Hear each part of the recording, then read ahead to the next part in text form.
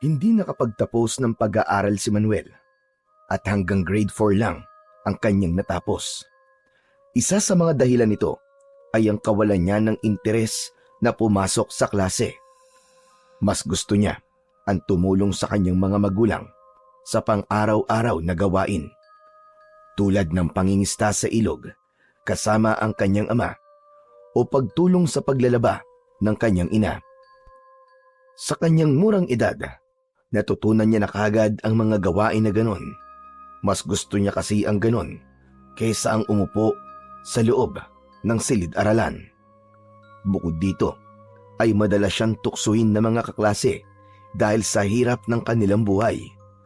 Ang panunukso at masasakit na salitang kanyang naririnig sa mga ito ay nagdulot sa kanya ng labis na lungkot at hiya, kaya mas pinili na lamang niya na tumigil sa pag-aaral at manatili na lamang sa kanilang bahay. Ang kanyang ina na lamang ang nagpatuloy na nagturo sa kanya kung paano sumulat, magbilang at magbasa. Ang kanilang bahay ay gawa sa mga natural na materyales. Hugon ang bubong at sawali na may butas ang dingding. Hindi na rin ipinilit ni Manuel na tapusin ang pag-aaral dahil simple lamang ang kanyang pangarap sa buhay simula pa pagkabata, ang maging isang sikat na albularyo. Nang magbinata si Manuel, naging tindero ito ng isda at doon niya nakilala si Maribel, ang una at huling babae na nagpatibok ng kanyang puso. Ligaw tingin lamang ang ginagawa niya noon dahil bantay sarado si Maribel ng kanyang lolo na palaging kasama niyang namamalengke. Masungit ang matanda. Paasik kung makipag-usap sa mga tao. Kaya naman, hindi nagkaroon ng pagkakataon si Manuel na lumapit at makilala ng husto ang dalagang natitipuhan. Ay, salamat! Kumpleto na naman ang araw ko. Nakita ko na naman ang aking inspirasyon. Ano na naman ba yan, Manuel? Ang aga-aga pa nananaginip ka na naman ng gising. Ikaw nga tigil-tigilan mo na nga yang si Maribel, ha? Tatay naman talaga, oh. Panira ng moment. Ayaw niyo po ba kay Maribel? Bakit? Pakiramdam niyo ba lugi kayo sa kanya? Naku po, hindi tayo ang lugi, anak. Si Maribel ang kawawa kapag ikaw ang napangasawa niya. Hala siya, grabe naman po kayo sa akin, tay. Ayoko lang na masaktan ka, anak. Huwag mo na siyang ambisyonin. Masyado siyang maganda para sa'yo. Saka tignan mo nga, ilang taon ka na lang bang puro na lang ganyan? Puro ligaw tingin. Kasi naman po, abala po kasi ako sa pagtitinda, kaya hindi ko po siya madiskartehan. Sus, palusot ka pa. At sabihin mo, torpe ka, anak. Hindi ka marunong manligaw at takot ka sa lolo niya. Tay naman, pambira naman kayo. Anak niyo po ba talaga ako o ampon? Parang kayo lang yata ang nakilala ko na walang moral support sa anak niya. Ikaw naman kasi, kung nag-aral ka sana nun, di ka sana naghihirap ngayon. Dahil alam mo, kung may mataas kang pinag-aralan o magandang trabaho, kahit sinong magandang babae dyan, anak, hindi ka mahihiyang ligawan. Hayaan niyo na po. Di po talaga para sa akin ang pag-aaral nun, tay. Alam niyo naman po kung ano talaga ang gusto ko, di ba? Na ano? Maging albularyo? Aba, sinabi ko na sa'yo noon, hindi basta-basta ang maging albularyo, anak. Hindi yun ipinipilit. Tay, yun po talaga ang gusto ko eh. Yung maging sikat po. Noon pa man, di ba? Alam niyo na po na mahilig po talaga ako mag-aral sa mga halamang gamot at kung paano po ito gagamitin sa panggagamot. Oo nga, alam ko. Pero anak, hindi lang yan tungkol sa pagsasaulo ng mga halamang gamot. Ang pagiging albularyo ay may kaakibat na responsibilidad. Alam ko po yun, tay. At tanda po ako matuto pa. Kaya gagawin ko po ang lahat Matutunan ko lang ang lahat sa pagiging isang albularyo. Handa? Paano kung may dumating na sakit na hindi mo kayang gamutin, Aber? Paano kung mas malakas ang sumpa kaysa sa kaalaman mo? O, ano ngayon ang gagawin mo? Kaya nga po, mas gusto ko pa pong matuto. Gusto kong ipagpatuloy ang kaalaman ng mga ninuno natin. Hindi ko po to basta trip lang, Tay. Ay nako, sinasabi ko lang ito dahil ayaw kitang mapahamak, anak. Ang pagiging albularyo, hindi lang tungkol sa panggagamot.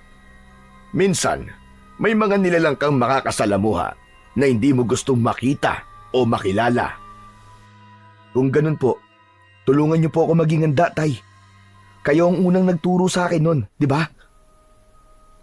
Matagal ko nang iniiwasan yan, Manuel, at kinalimutan ko na yan. Ano pong ibig niyo sabihin? Teka, may nangyari po ba nun? Ay, huwag na natin pag-usapan yan. Si Maribel ang pinag-uusapan natin kanina, kung saan na tayo napunta. Sige po, kung ayaw niyo pong pag-usapan natin, ayos lang naman. Basta, Tay, kung mag-aasawa ako, yan, yung ganyan. Tulad ni Maribel ang gusto ko. Tulad ng sinabi ko sa'yo, huwag kang mag-ambisyon. Hindi ka papansinin yan. At least, Tay, may ambisyon ako ngayon. Saka, di ba sabi nila, kung mangangarap ka, dapat lubos-lubusin mo na. Libre naman yun . Yun na nga . Mangarap ka na lang dyan ng mangarap hanggat gusto mo. Sa tingin mo, may mangyayari kapag ganyan? Nako, nung kabataan ko, hindi ako ganyan. Kapag may natitipuhan akong babae, isang maghapon lang, napapasagot ko na. Ganun kayo kaangas, Tay? Bakit ilan po ba naging syota nyo nun? Aba, parang hindi ko yata mabibilang sa daliri ko. Bakit ba kasi hindi mo paligawan? Subukan mo. Ang totoo niyan, Tay, parang parang nahihiya po ako . Kita mo na. Di inamin mo din na torpe ka nga. Alam mo, Manuel, wala namang pagkakaiba sa pagiging busted ang hindi pagtatapat ng damdamin. Aba, parehas ka pa rin magiging broken-hearted. Isang araw, Tay, makakahanap din ako ng magandang tiyempo para makausap siya. Pero sa ngayon, masaya na po ako na makita siya araw-araw. Ay, nako, abay, ewan ko sa'yo. Kung ganyan ka mas mabuti pa na unahin mo na lang muna yung mga isda mo at wag ang babae. Tay naman yan na naman kayo sa kontra nyo . Hindi ko naman pinababayaan ng paninda ko . Baka di nyo nalalaman, Tay. Ako yata ang pinakamasipag na tindero dito. Sus! Ikwento mo na lang yan sa pagong. Habang nag-uusap sila, biglang lumapit ang lolo ni Maribel sa pwesto ng isdaan. Napalunok bigla si Manuel at agad na nag-ayos ng paninda. Pabili nga ako ng 1 kilo ng bangus. Siguraduhin mo sariwa, bata. Aba, syempre naman po, Lolo Ben. Heto po, bago pong huli ang lahat ng yan. Habang iniaabot ang isda, napansin niyang nasa likod ng matanda si Maribel. Nakangiti at bahagyang kumakaway sa kanya. Nanigas siya sa kanyang kinatatayuan. Hindi makapaniwala ang binata na sa unang pagkakataon ay nagpakita ng interes ang dalaga. Ay, binata! Abay, natulala na yata. Nasaan ang sukli ko? Abay, tatanghaliin na kami ng apo ko sa kahihintay . Ano ba't tulala ka dyan?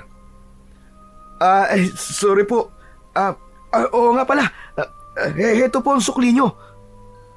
Abay, ganito lang ang sukli ko. Kulang to. Ayusin mo nga. Abay, tatanga-tanga to. Naku, pasensya na po, Lolo . Mali po ang naiabot ko . Teka. Heto po. Salamat po sa pagbili sa amin. Tigilan mo yan, . Yung mga mata mong kanina pa nakatingin sa apo ko, bubulagin ko yan. Sinasabi ko sa'yo.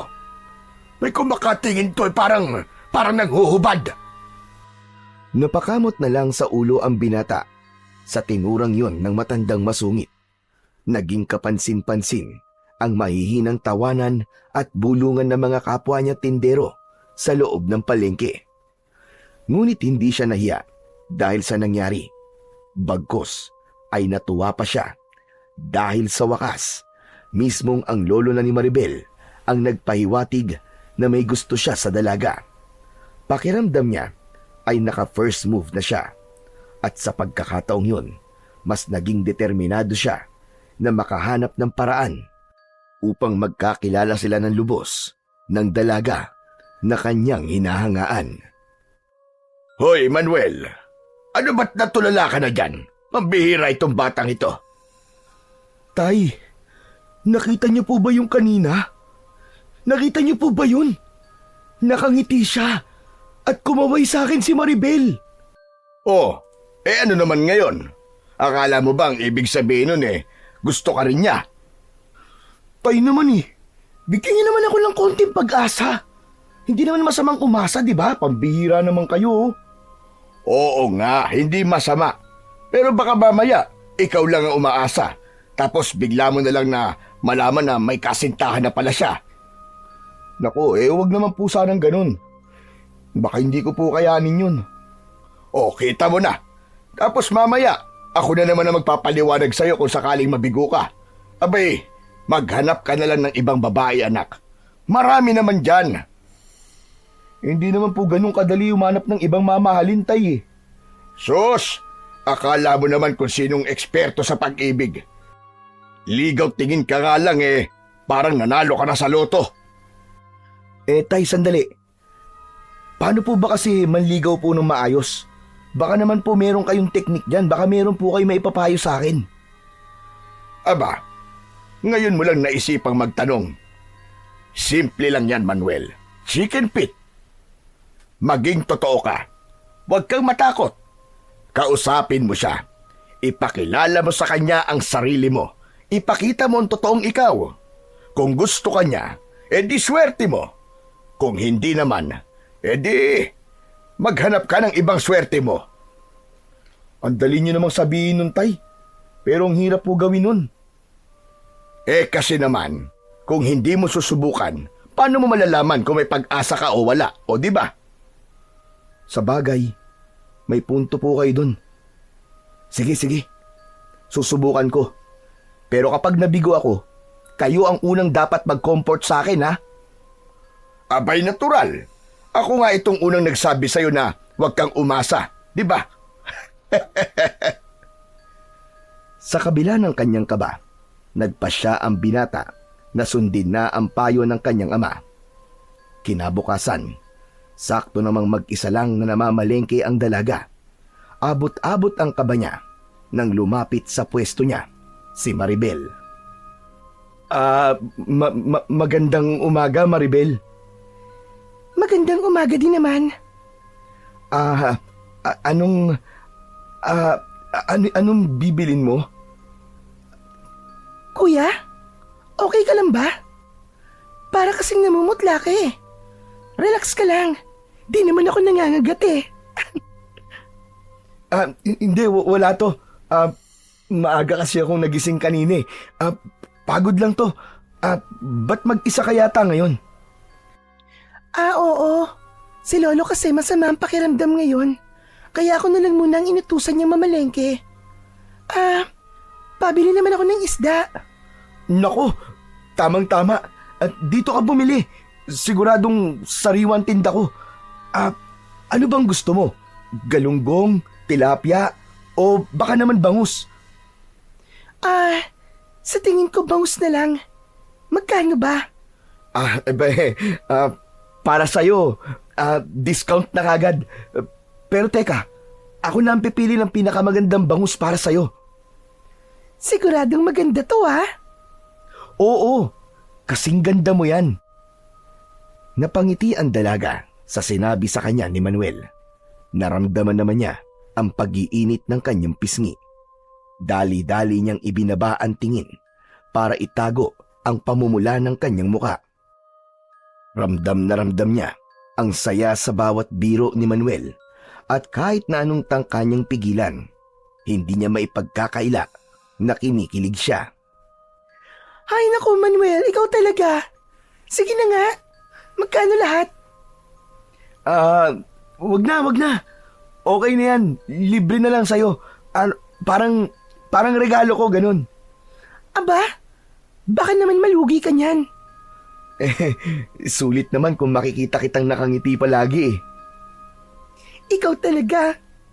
O, ito na. Bago ka pa makapagbitaw ng panibagong pambobola mo. Ha? Hindi Hindi ako nambobola. Pero ano kasi, ano eh. Ano? Kasi nga ano kasi ang totoo niyan gusto sana kitang yayain. Alam mo yun, yung bang lumabas tayo minsan. O kaya yung kumain tayo sa labas. Ha? Ako? Yayayain mo lumabas? Oo. Kasi gusto lang kitang makasama ng mas matagal eh. Hindi dito sa palengke. Hindi lang kapag bumibili ka ng isda. Gusto kitang makilala pa ng mas mabuti. Naku, Manuel. Pero syempre, kung ayaw mo, okay lang naman. Hindi kita pipilitin. Baka lang, alam mo na, baka may libre kang oras. Baka lang gusto mo. Siguro, pwede naman. Talaga? Ayos! Salamat, Maribel ha. Sa simpleng tagpo na yon, nakahanap ng dahilan si Manuel para kausapin ang dalaga araw-araw. Minsan, lumalabas na rin sila at maging sa palengke, kapag namimili na mag-isa ang dalaga, palagi silang nagkikwentuhan. Nagbibiruan sa bawat araw. Sa bawat kwentuhan, naging komportable sila sa isa't isa. Hanggang sa isang araw, dumating na ang pinakaaasam na sandali ng binata. Sinagot na siya ni Maribel. Naging madalas ang pagkikita nilang dalawa matapos ang maghapong pagtitinda ng binata sa palengke. Pero ang lahat ng yon, palihim. Nagtatago sila sa lolo ni Maribel hanggang sa isang araw. Nasa tabi sila ng ilog sa ilalim ng puno. Nagbukas ng saloobin ang dalaga. Manuel? Ano kasi... may gusto sana akong sabihin sa'yo. Bakit, Maribel? Ano yun? Tsaka, bakit parang ang seryoso mo yata? Teka. Kinakabahan tuloy ako eh. May nagawa ba akong mali? Wala kang nagawa, Manuel. Pero kasi, gusto ko lang malaman mo na kinakabahan na ako sa ginagawa natin. Baka makahalata na kasi si Lolo at mapagalitan pa ako. Alam mo naman kung gaano siya kasungit, di ba? Wala naman tayong masamang ginagawa ah. Oo, tama ka, Manuel. Wala nga tayong masamang ginagawa. Pero minsan kasi, alam mo yun, nakakapagsinungaling na ako sa kanya. Nakukonsensya na ako, Manuel. Ayoko na ng ganito. Ayokong palaging patago na lang ang pagkikita nating dalawa. Ayoko rin naman na laging nagtatago tayo eh. Pero natatakot akong harapin ng lolo mo eh. Parang laging galit sa mundo eh. Hindi mo ako naiintindihan eh. Kung gusto mo talaga ako, kailangan mo maging matapang. Kailangan mo siyang kausapin. Ano bang gusto mong gawin ko, mahal? Ligawan mo ko. Oh, akala ko ba tayo na? Bakit kailangan pa kitang ligawan ulit? Hindi. Ganito kasi yan.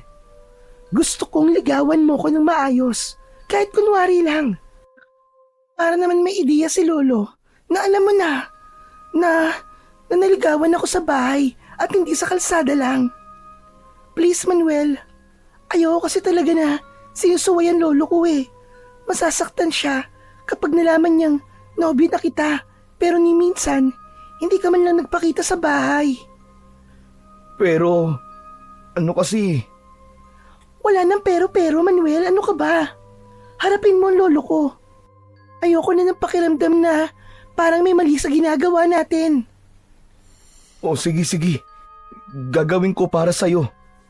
Kaya lang sana, hindi niya ako pagbawalan na ligawan ka. Matanong ko lang, Maribel. Mabilis ba tumakbo ang lolo mo? Ba't mo naman natanong yan? Baka habulin ako ng itak eh. Ano? Sira ka talaga. Hindi ka na mahahabol nun. Matanda na yun eh. Huwag lang sa gabi. Ha? Wala. Hindi, may sinabi ka eh. Ano ka ba? Ang sinabi ko, mas gusto ko na lang nahabulin ka niya ng itak kesa ganito na nagtatago.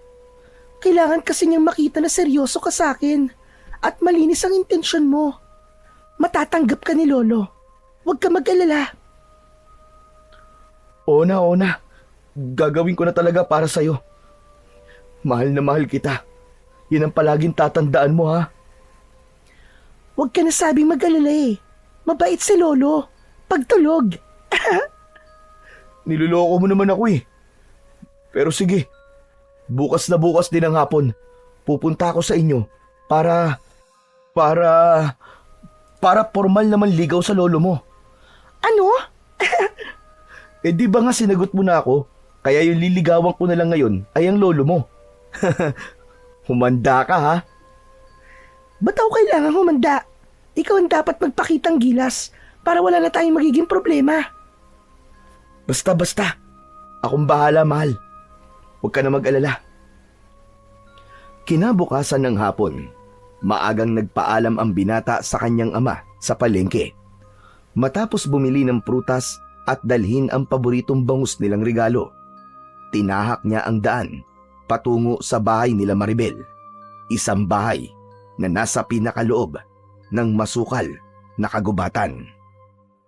Habang naglalakad siya sa makipot na daan, ramdam niya ang malamig na hangin at ang katahimikan. Wala siyang naririnig sa lugar na yon kung hindi ang mga huni ng mga kuliglig at ang kanyang sariling kaluskos. Naging maingat siya sa bawat paghakbang dahil hindi pantay ang lupang kanyang nilalakaran.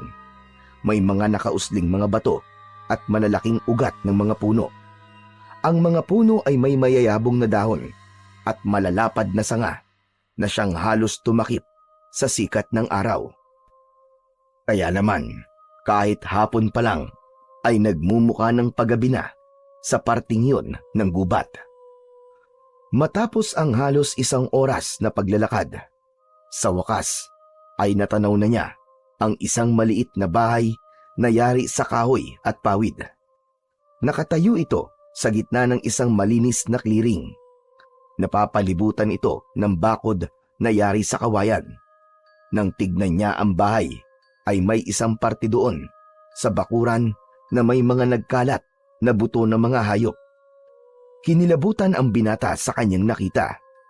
Parang gusto niyang umatras, pero dahil sa pangako niya sa kanyang nobya, nilakasan na lang niya ang kanyang loob. Sa wakas, ito na kaya ang bahay nila? Teka, bakit parang walang tao? Napakatahimik ah. Kahit na nag-aalangan, pumasok siya sa bakuran. Panay ang lingon ng binata. Hindi siya naging komportable, lalo na't naramdaman niyang parang may mga matang nakamasid sa kanya. Ang mga sanga ng puno parang sumusunod sa bawat galaw niya. Diyos ko po, sana naman ito yung bahay nila at hindi ako naligaw sa bahay ng mga aswang. Tulad dun sa mga kwento na napapakinggan ko nung bata pa ako. Ay nako naman, ano ba itong pinasok ko? Teka nga, tignan ko kung may tao. Tao po! Tao po! Tulad ng kanyang inaasahan, walang sumagot. Pero may narinig siyang yapak mula sa kanyang likuran. Bigla siyang lumingon, pero wala namang tao o hayop siyang nakita. Pero meron siyang nakitang mahabang anino mula sa kakahuyan. Ano to? Teka, Teka, kalma lang Manuel, kalma lang. Anino lang yan ng payat na kahoy o kaya hayop. Diyos ko, hindi yata ito yung bahay nila. Wala talagang tao eh. Teka, kailangan ko na makaalis dito. Lumabas siya sa bakuran at nagsimulang tumakbo paalis, pabalik sa baryo. Pero ilang sandali lang, napansin niyang parang iba na ang daan. Wala na yung malalaking puno. Napadpad siya sa maraming sagingan. Anak ng pambihira namang kamalasan to, oo. Naligaw pa yata ako. Ay, nako naman, Maribel. Nasaan ka na ba? Mas binilisan pa niya ang kanyang paglalakad. Hindi na siya lumilingon dahil sa kakaibang takot na kanyang nararamdaman ng mga oras na yon. Hanggang sa may narinig siya ulit na mga yapak. Pero ayaw niya nang lumingon sa pagkakataon na yon. Diretso lang siya sa paglalakad. Papadilim na. Pero di pa rin niya nahahanap ang daan palabas ng kagubatan. Sinasabi ko na nga ba eh. Naliligaw na nga ako. Kanina pa ako paikot-ikot dito ah. Muli ay may kaluskos siyang narinig. Ano ba? Sino ka ba na kanina pasunod na sunod sa akin? Sino ka ba? Magpakita ka sa akin. Hindi ako natatakot sa'yo. Magpakita ka. Harapin mo ako. Bigla siyang napahawak sa ulo nang may maramdamang bumatok sa kanya. Aray ko! Ano ba yun? Agad na napalingon si Manuel at nakita niya si Lolo Ben na nakakunot pa ang noo at matalim ang mga matang nakatingin sa kanya. Damuho ka! Kanina pa ako sunod na sunod sa iyo ah! Hindi ka sumasagot habang tinatawag kita! Po? Tinatawag niyo po ba ako? Eh wala naman po akong naririnig na tinatawag niyo ako eh. Saka hindi ko po kayo nakita na sumusunod sa akin. Alam mo, pasalamat ka at nakilala pa rin kita. Kaya kita sinundan. Hindi ba't ikaw yung tindero dun sa palengke? Abe, ano bang ginagawa mo dito sa gubat? Teka. Naguguluhan ako. Nakapagtataka naman. Ba't tinatanong kita, anong ginagawa mo dito sa gubat? Ano po kasi, dapat po, pupunta po ako sa inyo. Dadalawin ko po si Maribel po. Ah, ikaw na yon. Nabanggit ka nga niya sa akin kaninang umaga na may aakyat daw ng ligaw sa kanya. Kanina pa nga naghihintay doon sa bahay. Bakit ka nandito? Anong ginagawa mo dito sa sagingan? Yun nga po, Lolo eh. Naligaw po ako eh. Kanina pa po ako paikot-ikot. Naligaw? Paano kang maliligaw? Mula dun sa may pasukan dun sa bukana, diretso lang naman ang daan papunta dun sa bahay ah. Yun naman po talaga yung dinaanan ko eh. Tapos may nakita po akong bahay. Ang akala ko nga po sa inyo yun eh. Wala pong tao kaya bumalik na po ako. Uuwi na po sana ako eh. Kaso, hindi ko alam kung anong nangyari. Bigla na lamang po ako napadpad dito. Tinignan siya ng matanda mula ulo hanggang paa. Matalas ang tingin nito na parang binabasa ang kilos ng binata. Ibig sabihin nun, mahina ka pala sa gubat. Nailigaw ka ng nilalang na nagbabantay dito sa sagingan. Napaglaruan ka nang hindi mo nalalaman. Mabuti na lang at nakita talaga kita at nakasunod ako sa'yo. Teka, ano pong sabi nyo? Bantay po? Oo. Delikado ang pag-alagala dito sa gubat baka hindi mo nalalaman. Mapaglaro ang mga nilalang dito. Lalo na kapag papalubog na ang araw. O siya, halika na. Kanina ka pa hinihintay ni Maribel. Tumalikod ang matanda. Sumunod naman si Manuel. Kahit kinakabahan pa rin, pakiramdam niya ay mas ligtas na siya sa presensya ni Lolo Ben. Nagtapos sila sa bahay na una nang nakita ng binata. Laking pagtataka niya nang makitang nakadungaw ang dalaga sa may bintana. Nang makita sila ni Maribel, agad niya silang sinalubong. Hala, magkasama kayo? Oo, Maribel. Nakita ko yan doon sa may sagingan. Naliligaw. Naku, malayo na yun ah. Bakit ka naman napadpad doon? Ewan ko ba? Naglalakad lang naman ako tapos parang bigla na lang napunta ako sa lugar na yun. Nagpaikot-ikot kasi ako sa gubat eh. Isa lang nga ang ibig sabihin nun, Maribel. Duwag at mahina ang lalaking yan. Kayang-kaya siyang iligaw ng mga bantay. Lolo naman. Halika na, Manuel. Tuloy ka. Ang dami mong dala. Ito ba? Oo.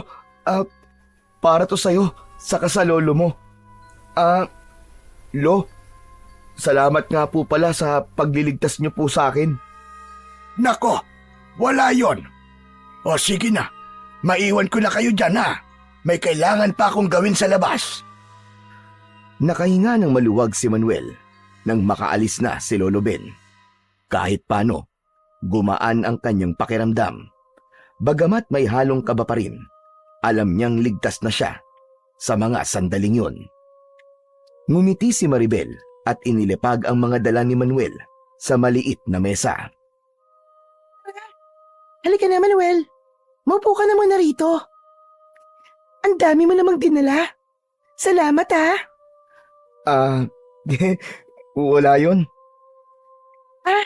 Siya nga pala. Gutom ka na ba? Maghahain na rin ako para makakain ka. Medyo gutom na nga. Saka nakakapagod palang pumunta dito sa inyo. Napangiti ng bahagya ang binata, pero hindi niya na ikinuwento ang lahat ng nangyari at kung gaano siya natakot kanina. Habang naghahanda ng pagkain si Maribel, pinagmasdan naman ni Manuel ang loob ng bahay. Napansin niyang simple lang ito, pero maaliwalas. Pero nang makita niya ang isang lumang larawan na nakasabit sa dingding, biglang nawala ang kanyang ngiti. Sa larawan, nakita niya ang isang lalaki na nasa isang madilim at masukal na gubat. Suot nito ang isang luma at maruming kamiseta. Sa kanang kamay, mahigpit nitong hawak ang pugot na ulo ng isang hayop na nakabukas ang bibig. Ang lalaki sa larawan ay walang emosyon. Ang kanyang mga mata ay malalim at parang walang buhay. Parang hindi isang ordinaryong tao. Habang nakatitig si Manuel sa lumang larawan, ay unti-unti siyang nilamon ng kaba. Hindi niya maipaliwanag, pero may kung anong hindi tama sa larawang yon. Hindi niya maiwasang mapalunok ng kanyang laway. Oh, Manuel, okay ka lang? Ikaw pala, Maribel. Ako nga. Bakit? May iba ka pa bang nakikita? Teka, ano ba nangyayari sa'yo? Tignan mo, namumutla ka. May problema ba? Wala naman. O sige na, kain na. Para naman kahit papano mabawasan na yung pagiging nerbiyoso mo. Salamat siya nga pala Sa pangalan ko na lang. Baka mamaya marinig ka ni Lolo Hindi pa niya alam, di ba, na tayo na. Huwag kang maingay. Lagi bang ganun yung lolo mo? Parang ang tapang pero kanina, mukha naman siyang mabait. Ano ka ba? Tulad nga na sinabi ko sa'yo, mabait naman talaga si Lolo Lalo na kapag nahimigan niyang mabait ang tao. Saka, ganun lang talaga ang itsura niya. Parang laging galit. Maribel, totoo ba yung sinabi ni Lolo Ben? May mga bantay nga ba talaga sa gubat? Oo, totoo yun, Manuel. May mga bantay ang gubat na to. At hindi lahat ng pinaglalaroan ng bantay ay nakakalabas pa sa gubat na to. Mabuti na lang at nakita ka kagad ni Lolo. Matapos marinig ang sinabi sa kanya ni Maribel, hindi maiwasan ni Manuel na mapalunok siya ng laway. Naisip niya bigla na kundi pala siya nakita ng matanda kanina ay hindi na siya makakalabas sa gubat. Nagpatuloy sila sa pagkain, pero maya-maya niyang tinitignan ang kanyang nobya na parang walang inaalala. Naisip niyang sanay na talaga sa buhay sa gubat ang babae. Makalipas lang ang ilang minuto, tumayo si Maribel at sinimulang iligpit ang kanilang pinagkainan. Maribel, tutulungan na kita. Naku, wag na. Ako nang bahala rito. Ang mabuti pa, umuwi ka na. Hindi ko napansin na gabi na pala. Maribel, ano ba talagang meron sa gubat na to? Bakit parang ang dami-daming sikreto? Manuel, hindi kita tinatakot Pero hindi basta-basta ang gubat na to. May mga bagay dito na hindi mo dapat binabaliwala. Minsan, mas mabuti pang wag ka nang magtanong. Pero biglang bumukas ang pinto at lumitaw mula roon si Lolo Ben. Nanatili ang seryoso niyang muka, pero sa tingin ni Manuel, tila mas dumilim ang kanyang ekspresyon. Gabi na! Dito ka na matulog. Delikado nang bumalik sa baryo ng ganitong oras. Napatingin si Manuel kay Maribel, tila nagtatanong kung tama ba ang kanyang narinig mula kay Lolo Ben. Ngumiti ito ng bahagya at tumango. Alanganin si Manuel. Gusto niyang umuwi, pero sa sinabi ni Lolo Ben, mukhang hindi yun isang magandang ideya. At kung totoo nga may bantay sa gubat, baka hindi na siya makalabas kung pipilitin niya. Pero bigla niyang naisip ang kanyang ama. Oo nga, Manuel. Dito ka na muna matulog ngayon. Pero gustuin ko man po. Pero hindi pwede, Lolo Maribel, hindi kasi ako nakapagpaalam kay tatay. Baka mag-alala yun sa akin at sundan pa ako dito. Nakakahiya naman po sa kanya pag ganun. Tsaka baka pagalitan ako nun. Tsaka maaga pa naman po May dala rin po akong flashlight. Kung ganon, sige, ikaw ang bahala, iyo. Basta mag-iingat ka. Diretso lang ang lakad at huwag ka ng palingon-lingon para hindi ka maligaw at makauwi ka ng ligtas. Sige po, tatandaan ko po yon. Salamat po, Lolo Ben, Maribel. Mabilis ang lakad ni Manuel palabas ng bahay ni Maribel. Sinundan siya ng tingin ni Lolo Ben hanggang sa tuluyan siyang maglaho sa dilim ng gubat. Ano, Maribel? Akala ko ba mapapapayag mong dito matulog yon? Sinubukan ko naman po, Lolo Pero matigas po ang ulo niya. Nag-aalala po siya sa tatay niya Kung alam lang niya. Hindi na itinuloy pa ng matanda ang sasabihin. Tumayo siya mula sa kanyang upuan at lumapit sa bintana. Sumilip siya sa madilim na gubat. Waring sinusundan ng tingin ang direksyon kung saan naglakad si Manuel. Napansin naman ni Maribel ang pagpisil ng kanyang lolo sa kanyang mga daliri. Isang ugali nitong lumalabas tuwing hindi siya mapakali. Makakauwi po siya ng ligtas, Lolo. Huwag na po kayong mag-alala sa kanya. Hindi sumagot si Lolo Ben. Bagkus, dinampot nito ang lumang itak na nakasabit sa dingding at maraang hinagod ang talim nito gamit ang kanyang daliri. Yan ang ipagdasal natin, Maribel. Ipagdasal natin na makakaligtas siya sa gubat na yon. Nagtagpo ang tingin nilang maglolo. Halos sanay silang mapabuntong hininga. Samantala, si Manuel naman ay patuloy na naglakad sa masukal na daan. Mahigpit na hawak ang kanyang daladalang flashlight. Sa isip niya, tama ang kanyang naging desisyon na umalis kagad sa bahay nila Maribel. May kung anong kakaiba sa bahay nila Maribel, lalo na kay Lolo Ben. At hindi niya alam kung ano yon, pero pakiramdam niya, hindi siya dapat manatili roon ng matagal. Habang lumalayo siya, isang malakas na pagaspas ng hangin ang kanyang narinig. Naalala niya ang sabi ng matanda sa kanya. Kailangan diretso lang at huwag nang lingon ng lingon. Pero kalaunan, hindi na niya napanindigan. Lalo na't ang tunog sa likuran niya ay hindi na basta ihip ng hangin.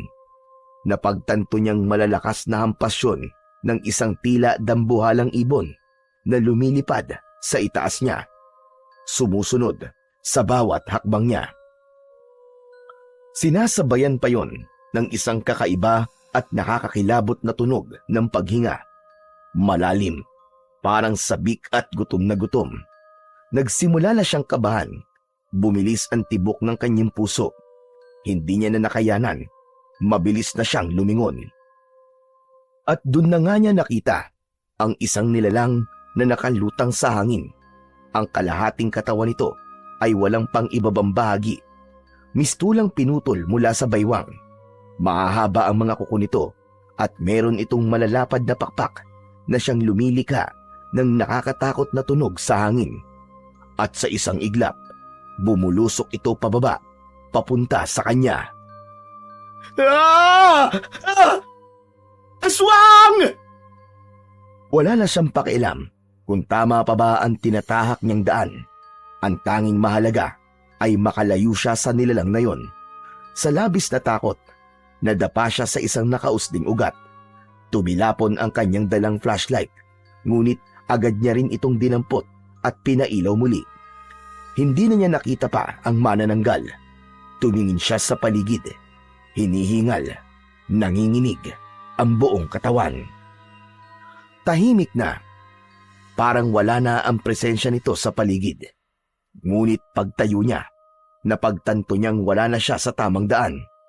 Nagsimula ulit siyang maglakad, pero napansin niya kagad na tila pabalik-balik na naman siya sa lugar na yon.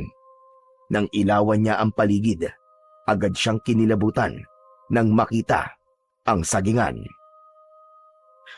Anak ng... Kung mamalasin nga naman, oo. Bakit nandito na naman ako? Ay, malas na buhay to. Napahawak siya sa kanyang ulo. Iniisip kung ano ang gagawin hanggang sa bigla siyang mapatitig sa isang kakaibang bagay sa lugar na yon. May nakita siyang isang saging na parang ito lang ang natatamaan ng liwanag ng buwan. Napalunok siya. Pakiramdam niya ay hinihigop siya ng kakaibang liwanag ng puno. Dahan-dahan siyang lumapit sa puno na yon. Tinapik ang katawan ng puno at napansin niyang may maliit na butas sa gitna nito. Sa loob ng butas, may nakita siyang isang nagliliwanag na maliit na bato. Agad niyang naalala ang mga kwento sa kanya noon ng kanyang tatay, ang tungkol sa mutya na nakukuha sa saging. Pero napakunot ang noo niya dahil ang alam niya, ang mutya ng saging ay matatagpuan sa puso nito at hindi sa mismong puno. Hindi. Joke to. Napanganga siya habang nakatitig sa nagliliwanag na bato. Sa loob ng butas ng puno, dahan-dahan niyang nilapit ang mukha niya. Parang kinikilatis kung totoo ba ang nakikita niya o baka namamalikmata lang siya. Siguro, ilaw to ng mga diwende. Tapos, nakalimutan nilang patayin. Natawa siya ng pilit sa kanyang sinabi, pero ramdam niyang nanginginig pa rin ang kanyang mga kamay. Parang may bumubulong sa isipan niya na kunin ang nakikita niyang bato. Hanep pa, ang astig. Glow in the dark. Pero, parang ganito yung itsura nung kinikwento sa akin nun ni tatay. Yung mutya. Kaso, bakit nandito sa loob ng puno? Anyari? Bumuntong hininga siya ng malalim. Hindi siya sigurado kung dapat ba niyang kunin ang bato o hindi. Pakiramdam niya, may nakatingin na naman sa kanya mula sa kung saan. Pero, baka ito na yung katuparan ng pangarap ko na magiging albularyo ako tsaka... Hindi. Sabi sa kwento, ang mutya ng saging ay may bantay daw. Baka biglang may magpakitang kapre dito o kaya maligno. Naku po, di ko kakayanin yun. Ay naku, paano ba ako makakauwi nito? Napapailing na siya. Pilit na nilalabanan ang sariling takot. Pero hindi may pagkakaila na bumibigat na ang pakiramdam niya dahil sa matinding kaba. Okay, Manuel. Chill ka lang. Relax lang. Okay, sige. Kukunin ko ba ang bato o wag na lang? At tumakbo na lang na mabilis para makauwi na. Napakamot siya sa kanyang ulo sa dami ng kanyang iniisip. Teka. Pero minsan lang ito mangyari. Sasayangin ko pa ba? Ito na yung sagot. Yung susi. Saka, baka may powers to. Kaya kong labanan yung manananggal. O kaya yung kapre o kahit yung kahit na anong bantay na nandito. Napangiti siya. Pero bago pa siya nakapagdesisyon kung kukunin niya ang mutya o hindi, biglang lumamig ang kanyang paligid. May naririnig siyang parang umuungol. Agad siyang napako sa kanyang kinatatayuan at ang kanyang buong katawan ay parang naging bato dahil sa takot. Huwag mong kunin ang hindi sa iyo. Agad na nabaling ang paningin ng binata sa isang puno. Sa likod nun, may isang matangkad na anino. Isang nilalang na hindi niya maaninag ng buo, pero alam niyang nakatitig sa kanya ang mga mata nito. Ikaw ang dahilan kung bakit ako naliligaw eh. Akin na to ngayon. Pinalakas niya ang kanyang loob at mabilis na ipinasok ang kamay sa loob ng butas at hinablot ang mutya. Biglang lumakas ang hangin. Napangiti siya. Pilit niyang pinapalakas ang loob niya. Hindi niya nainisip kung tama o mali ang kanyang ginawa. Mabilis niyang ipinasok ang kamay niya sa loob ng butas at hinablot ang mutya. At ang aninong nasa likod ng puno ay biglang gumalaw. Ikaw lalaki, sinabi ko na sa iyo na huwag mong kunin ang hindi sa iyo. Sa isang iglap, dahan-dahang lumitaw mula sa likod ng puno ang nilalang. Matangkad ito, hindi normal na tangkad. Ang ulo nito ay may hahalin tulad sa parang isang matandang unggoy. Pero ang katawan ay malatao. Payat at mahaba ang mga braso at ang mga daliri ay matutulis. Ang mga mata nito ay nanlilisik at kulay dugo. Naanimoy nagbabaga sa madilim na gabi. Napaatras si Manuel. Hawak-hawak ang mutya sa kanyang palad. Wag! Huwag ka lalapit! Lumayo ka! Lumayo ka sa akin! At bago pa siya maabot ng nilalang, mabilis siyang tumakbo. Tumakbo nang hindi na lumilingon. Napapamura pa siya sa kanyang isip. Anak na teteng talaga oh! Kung minamalas ka nga naman! Ano ba kasi itong kalokohang ginagawa ko? Naku naman oh, Maribel! Ba't mo ba ako pinapunta dito sa inyo? Tumakbo siya ng tumakbo nang walang tigil, hanggang sa naramdaman niya ang mainit na bagay na nasa kanyang kamay. Napatigil siya at pinagmasdan ang mutya. Naalala niya ulit ang kwento. Ang mutya ng saging ay kailangan lunukin para magkaroon ng bisa. Tama! Mutya nga to! May kapangyarihan to! Magiging albularyo na ako! Ayos! At sa unang pagkakataon, hindi natakot ang kanyang nararamdaman, kundi pananabik. Dahan-dahan niyang inilapit ang mutya sa kanyang bibig, at sa isang iglap, nilunok niya ito ng buo. Ramdam niya ang mainit na pagpasok ng mutya sa kanyang lalamunan. Gumuhit pa ito, paibaba sa kanyang tiyan. Sa isang iglap, nakita niya na wala na siya sa loob ng sagingan. Biglang luminaw ang paligid. Parang biglang luminaw ang tamang daan pauwi. Hindi niya alam kung ano ang nangyari, pero ramdam niya ang kakaibang sigla at lakas sa kanyang katawan. Muli siyang tumakbo ng mabilis, ngunit bago pa siya tuluyang makalabas sa gubat, muli niyang nakita na nakasunod na naman sa kanya ang manananggal. Anak ng teteng, oo! Ikaw na naman! Nanlaki ang kanyang mga mata. Napasigaw siya sa takot at mabilis uling tumakbo. Pilit na tinatakasan ang aswang. Hindi na niya inalintana ang mga sanga na humahampas sa kanyang katawan at ang malalaking ugat ng puno na kanyang natatapakan. Ang mahalaga sa kanya ay makalayo na sa lugar na yon. Sa sobrang takot, hindi niya na namalayang nakalabas na pala siya ng gubat. Pagtingin niya sa paligid, nasa harap na siya ng kanilang bahay. Mabilis siyang sumampas sa hagdan at kinalampag ang pinto ng malakas. Tay! Tay, buksan niyo to, Tay! Tay, bilisan niyo! Patuloy siyang kumatok. Halos mabali na ang kanyang kamay sa lakas ng pagpalo sa pinto. Pakiramdam niya, kahit nasa pintuan na siya ng kanilang bahay, may presensya pa ring nakabantay sa kanya. Nagmamasid sa dilim. Maya-maya pa, bumukas ang pinto ng kanilang bahay. Oh, Manuel! Ano ba nangyayari sa'yo? Abay, ba't parang hinahabol ka ng masamang loob? Tay, hinahabol nga po ako.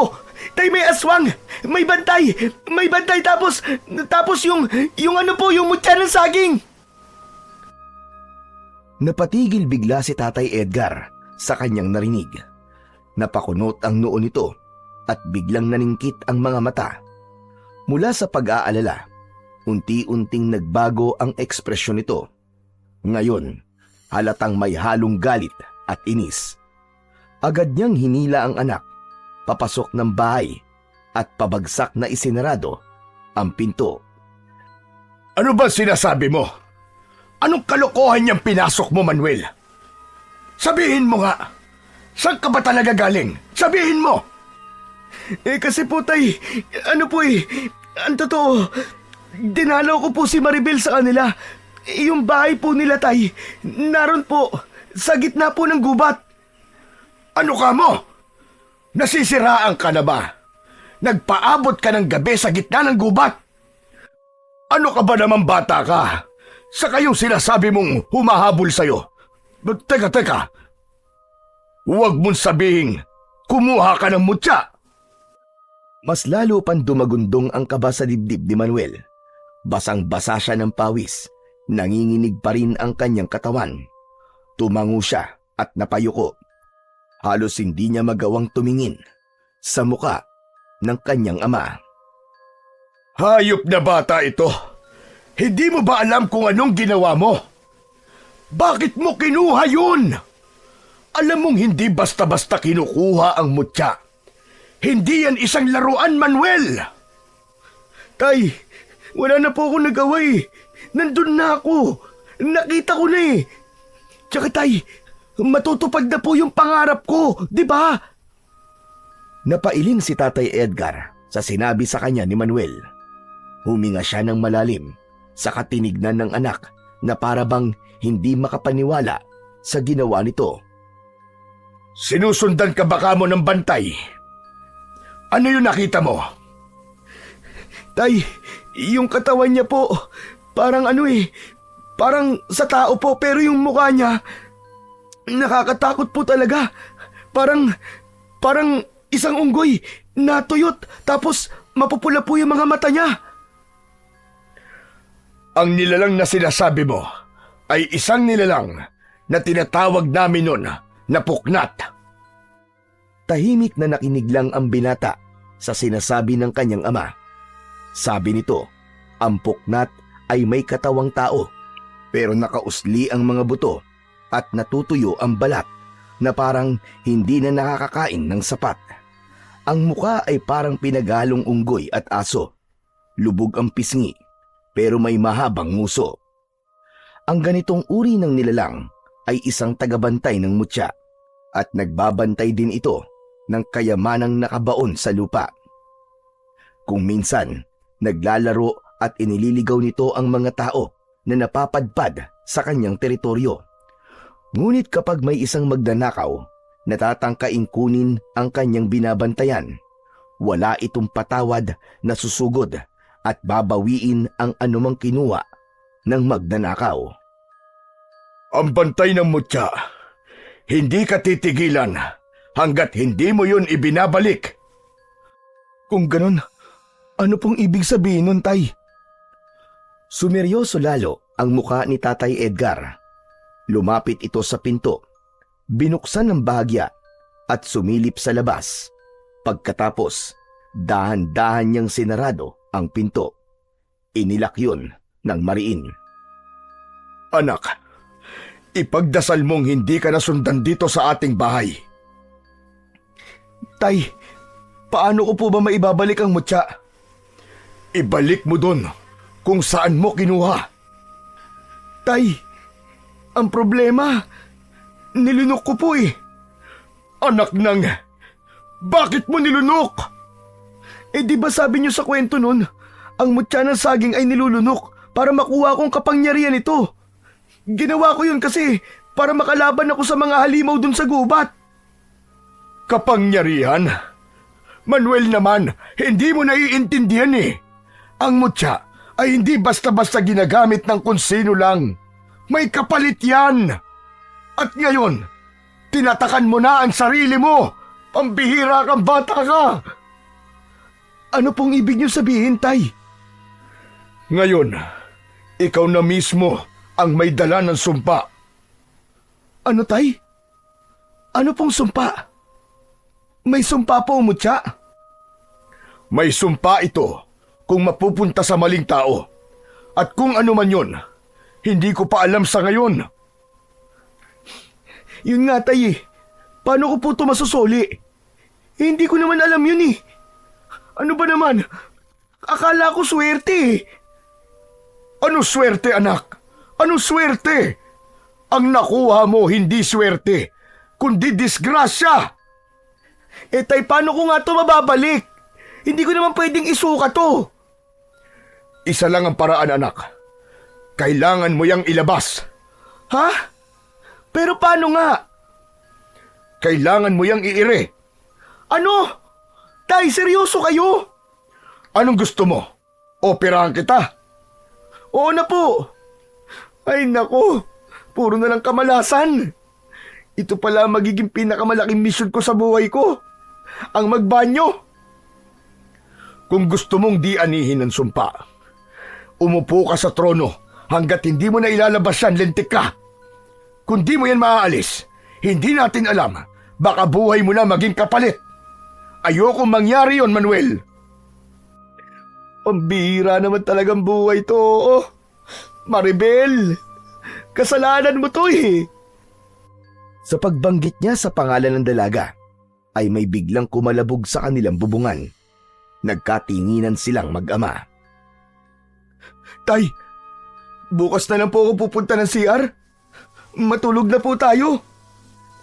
Eh yung nasa bubong, anong gagawin natin doon? Sige nga. Yaan nyo na yun, Tay. Aalis din naman siguro yan eh. Hindi nga nagkamali si Manuel.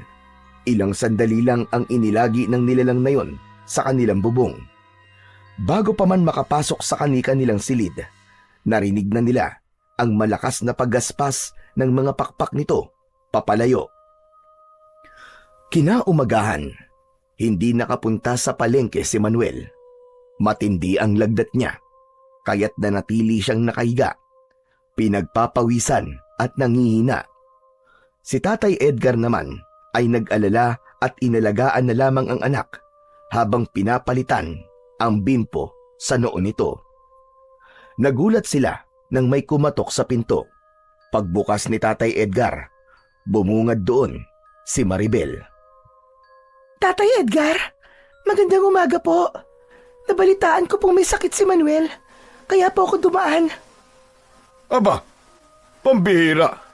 Ang bilis naman ng chismis. Nakarating na kagad sa'yo, iha, na may lagnat ang anak ko. Aba, halika muna. Dali, dali. Pasok ka. Nasa silid si Manuel. Pumasok ang dalaga at agad ninilapitan ang kanyang nobyo. Nakita niyang namumutla ito. Nakapikit pero gising. Dahan-dahan niyang hinawakan ang kamay ng binata. Dumilat naman si Manuel at napangiti ng bahagya. Manuel? Ikaw pala, mahal. Anong ginagawa mo dito? Di kasi kita nakita sa palengke kanina eh. May nakapagsabi sa akin na may sakit ka. Kaya pinuntahan kagad kita dito. Saka nga pala, may sasabihin ako sa'yo. Ano yun, Maribel? Kinausap ko na si Lolo kagabi. Inamin ko na sa kanya yung relasyon nating dalawa. Di na natin kailangan magtago. Ha? Ibig mong sabihin, okay na ako sa lolo mo? Oo, Manuel. Alam na niya. Alam mo ba? Hindi siya tumutol. Hindi siya nagalit. Ang sabi pa nga niya matagal na daw niyang alam. Pinababayaan lang daw niya ako at iniintay na ako ang kusang umamin. Aba, ayos yun ah. Pero teka, Maribel, paano kung ayaw niya pa rin sa akin? Baka pinagbibigyan ka lang. Hindi, ano ka ba, Manuel? Pero alam mo, sabi niya kagabi, na-impress daw siya kasi matapang ka. Paano naman niya nasabi yun? Hindi ko alam. Basta yun lang ang sabi niya eh. Gusto daw niya kasi sa lalaki na para sa akin, yung matapang at handa akong ipaglaban. Nasabi lang niya siguro na matapang ka kasi nagpumilit ka pa rin umuwi kahit gabing-gabi na. Maski naranasan mo yung paglalaro sa'yo ng engkanto sa sagingan. Iyon ba? Akala ko kasi kung ano na eh. Teka, ano ba yung nangyari sa'yo? Ba't bigla ka nagkasakit yata? Hindi ko nga rin alam eh kung bakit ako biglang nagkasakit. Magpagaling ka kagad ha. Heto, may dala akong sabaw at ulam. Kumain ka. Maribel, ang gusto ko sanang kainin yung panis. Ha? Bakit ka naman kakain ng panis? Ano kasi, Gusto mo ba sumakit yung tiyan mo at magtai ka? oo kailangan kasi. Nako, Manuel, mabuti pa. Kainin mo na yan dalang pagkain ng nobya mo. Di yan masarap kapag di na mainit. Kung ano-ano pa sinasabi mo sa kanya. Kumain ka na lang. Napansin naman niya ang kakaibang pahiwatig ng kanyang ama. Parang sinasabi nito na huwag sabihin sa kanyang nobya ang tungkol sa mutyang nilunok niya.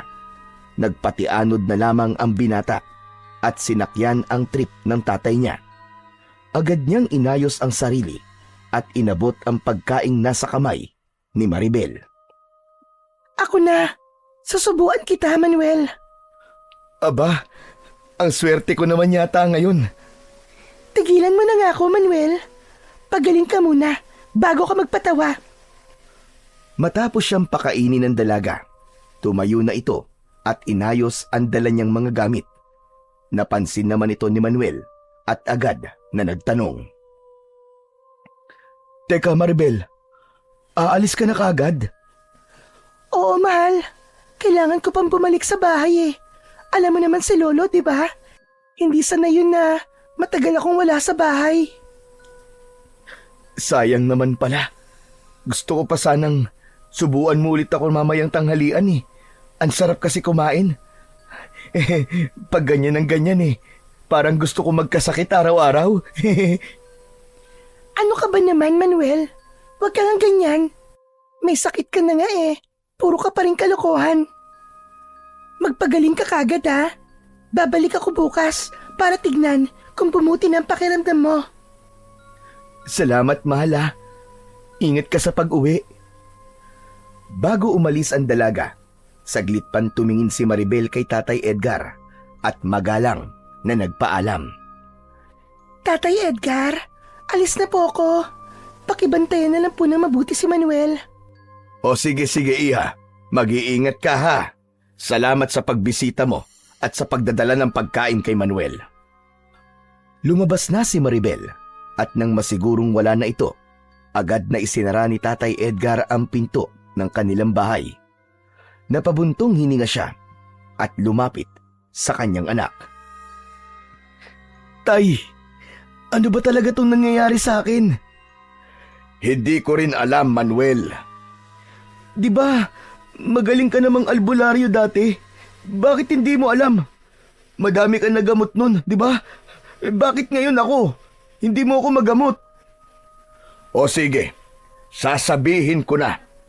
Dahil yan, sa mutya na nilunok mo. Ang katawan mo, tinatanggihan ang hindi dapat nasa loob nito. Tay, paano ba to? Hindi naman ako matay. Anong gagawin ko? May isang paraan pa, Manuel. Pero delikado. Kailangan mong bumalik sa gubat, sa mismong lugar kung saan mo kinuha ang mutya na yan. Bakit, Tay? Dahil hindi mo basta-basta mailalabas ang mutya nang hindi pumapayag ang bantay nito. Nagbibiro ka ba, Tay? Hindi ako nagbibiro. Pero, Tay, parang kinakabahan ako eh. Abat, dapat ka lang nakabahan. Matigas ang ulo mo eh. Pero huwag ka mag-alala. Sasamahan kita. Ibabalik natin ang mutya na yan. Ayos. Sige po. Pero sana buhay pa ako bukas. Yan din ang dasal ko, anak.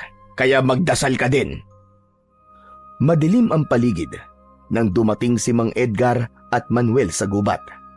Tanging ilaw lang ng flashlight ang nagbibigay ng liwanag sa kanilang dinaraanan. Tulad ng dati, tahimik ang gubat na yon at walang anumang maririnig maliban sa mga huni ng kuliglig at ang mga tunog ng naaapakan nilang mga sanga at dahon. Tay, sandali lang. Sigurado ka bang gagawin natin to? Tay, medyo kinikilabutan talaga ako sa ideyang to eh. Manahimik ka nga dyan, Manuel. Ikaw ang may kasalanan nito. Ginusto mo to, hindi ba? Hindi ko naman po sinasadya eh. Nagkamali lang po talaga ako ng akala. Pero Tay, talaga bang dito kailangang isoli ang mutya? Sana lang talagang hindi magpakita yung manananggal dito ngayon, Tay. Nakakatakot din yung isang yun eh. Yung puknat at manananggal na halos nagpakita sa akin ng isang gabi lang. Shh! Huwag kang masyadong maingay. Makakabulabog ka talaga dito kung di mo ititikom yung bibig mo. At saka, talagang dito mo dapat isoli yan. Dito mo kinuha ang mutya eh. Dito mo rin ibabalik. Ganyan ang batas ng mga engkanto, anak. Pero Tay, magpapakita ba siya sa atin? Hindi ko alam. Ako ba yung engkanto? Huwag ka mag-alala. Akong bahala sa'yo, anak. Basta kahit na anong mangyari, kahit na anong makita mo, wag na wag kang tatakbo nang hindi mo ako kasama. Nagkakaintindihan ba tayo? Opo. Sige po. Ay nako. Wag lang sana talaga akong atakihin sa puso. Magsisimula na ako, anak. Tabi-tabi po. Kami po'y humihingi ng paumanhin sa aming paggambala. Wala kaming masamang intensyon. Nais lang po naming isauli ang mutyang hindi dapat kinuha. Tay, teka lang. Paano ko nga pala may sasauli ito? Nilunok ko na, di ba? Nasa loob na ng tiyan ko eh. Aba, oo nga pala, ano? Naku po, baka butasin niya yung tiyan mo para mabawi niya yung mutya. Naku, Tay, ayoko na, Tay, tara na. Umalis na tayo dito. Tumahimik ka nga. Ang OA mo. Nagbibiro lang ako. Sige na. Tumayo ka lang dyan. Kasi iniistorbo mo ko eh. Biglang lumamig ang paligid. May mahinang ungol na nagmumula sa likuran ng isang puno. Lumakas din ang hangin at unti-unting lumitaw ang isang malaunggoy na nilalang. Dahan-dahan itong lumapit sa kanila. Nagsalita ito kahit di naman bumubuka ang bibig. Kayo, anong kailangan nyo? Bakit kayo nandito sa aking teritoryo? Mahal na tagapagbantay. Ako po si Manuel. Ako po yung kumuha ng binabantayan niyo pong mutya. Ibabalik ko na po. Huwag na po kayong magalit. Ibabalik mo. Ngunit, bakit mo kinuha sa simula pa lamang ang hindi naman sa iyo? Kasi, akala ko po kasi, sinuwerte ako dahil nakakita ako nun eh. At ngayon, nalaman mong hindi ka swerte, kaya gusto mong isauli? Opo. Pakiusap po. Pakiusap tagabantay. Kunin niyo na po. Hindi ko na yan kukunin sa'yo. Ano po? Ano pong ibig niyo sabihin na hindi niyo na po kukunin to? Kayo po ang bantay ng mutya, di ba? Oo, tama ka. Ako nga ang bantay ng mutya. Pero matagal na akong pagod. Ilang siglo ko nang binabantayan ang mutya na yan. Nakita mo, nakuha mo. Kaya ibig sabihin, ikaw na ang bagong bantay ng mutya. Hindi na ako. Ikaw na ang bahala dyan. Ha? Pero, tagabantay, paano po ako ngayon? Ang mutyang yan, kapag nasa katawan na ng isang tao, sumasanib na ito at nagiging isa na sila. Hindi na ito basta-basta maaalis pa. Ganun po ba, tagabantay? Pagmamayari na po ng anak ko ang mutya. Tama ka. Siya na ang bagong may-ari nito. Siya na ang tagapangalaga ng mutya. Wala na akong magagawa dyan. Matagal ko nang gustong magpahinga. Pero, tagabantay, mangyaring nagkasakit ang aking anak. Paano naman siya? Hindi mo na maibabalik yan. Pero huwag kang mag-alala. Hindi mamamatay ang iyong anak. Pero tagabantay, sakit lang naman ang naibigay nito sa akin eh. Buti sana kung may kapangyarihan na ibinigay ito sa akin. Meron. May kapangyarihan ang mutya na yan. Pero ikaw lang ang makakatuklas niyan sa tamang panahon. Tandaan mo, hindi lahat ng biyaya ay madali. May kaakibat din ito na pagsubok at responsibilidad. Sa isang iglap, naglaho ang bantay. Parang usok na tinangay ng hangin. Naiwang nakatanga si Manuel, habang ang tatay Edgar naman niya ay tila nag-iisip ng malalim. Tay, wala na po ang tagapagbantay. Ano na pong gagawin ko ngayon? Siguro, mag-ingat ka na lang anak at alamin kung anong kaya mong gawin gamit ang mutya na nasa loob ng iyong katawan. Pambihira naman talagang buhay ito. Napakamalas ko naman talaga. Ang gusto ko lang naman maging sikat na albularyo ko. Matapos ang kakaibang pangyayari sa loob ng gubat, tuluyan ng tinanggap ng binata ang kanyang kapalaran bilang bagong tagapangalaga ng mutya. Wala naman siyang magagawa kundi tanggapin ng mutya at ang anumang dala nito sa kanyang buhay. Pero lumipas ang mga araw, linggo at buwan. Wala namang nagbago sa kanya. Isa pa rin siyang simpleng tindero sa palengke. Masayahin at minsan ay tamad kapag walang benta. Nanatili siyang malapit sa kanyang ama at higit sa lahat, patuloy ang matibay nilang relasyon ng nobya niyang si Maribel. Kahit alam na ng lolo nito ang tungkol sa kanila, hindi pa rin nagbago ang pagtrato sa kanya. Hindi naman siya naging biglang mayaman o naging bantog na albularyo. Wala. Normal lang ang buhay niya. Kaya kalaunan, kinalimutan na rin niya ang tungkol sa mutya. At isang araw, habang nakatambay sila ni Maribel sa ilog, napatingin bigla si Manuel sa kasintahan. Nakangiti ito, abala sa pag-uusap tungkol sa kung ano-ano. Hindi niya mapigilang mapangiti rin. Habang magkasama sila sa araw na yon, noon niya napansin na tila mas lalong gumaganda ang babae sa loob ng halos 1 taon nilang relasyon. Lalong kuminis ang balat nito, pumuti at parang nagniningning kapag nasisinagan ng araw. Agad namang napansin ni Maribel ang titig niya na yon at natatawang tinampal siya sa braso. Grabe ka naman. Baka naman matunaw ako niyan. May gusto ka bang sabihin sa akin, mahal? Ha? Hindi. Wala lang. Kasi, ang ganda-ganda mo eh. Di ka nakakasawang titigan. Ayan na naman siya. Nambobola na naman. Maski di naman ako bola. Hindi ako nambobola, Maribel.